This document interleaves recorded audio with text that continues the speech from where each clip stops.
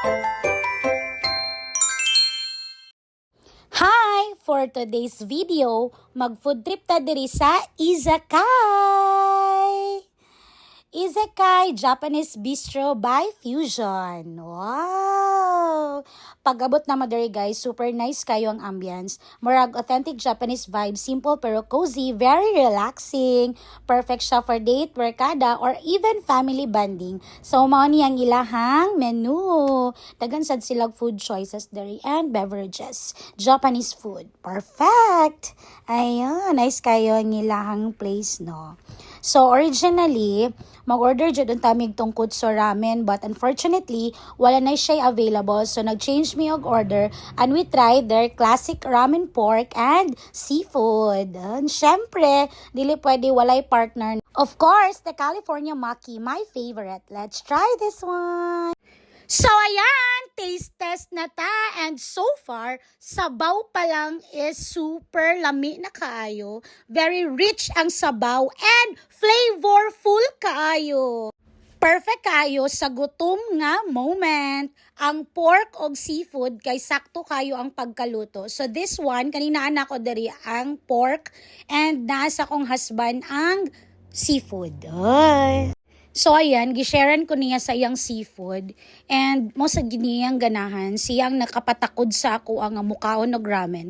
Kay dili man jud ako fan og ramen, but thanks to him, thanks to my husband, na fan na sad ko og ramen. So guys, if you love Japanese food like ramen and sushi, perfect kayo ni nga place for you. As in, walay char. As in, overall, very lami kayo ang ilahang ramen diri. So ayan, nakigbaylo ko sa kumbana kay mo try pod ko aning ilahang seafood. Ay, lami sad siya gyud. Lami kaayo ang seafood sad. Salamat diay kayo sa nag-recommend nako nga moani diri sa Izakay. Kay last time nakita niya nga akong video nga nikaon sad ko ramen diri sa Pagadian City. So ana pod siya, why not try pod sa Izakay. So ayan, my very favorite, all-time favorite California Maki. Bisag asa pa ko madto California Maki jud. Perfect pair sa ramen and super lami jud kayo.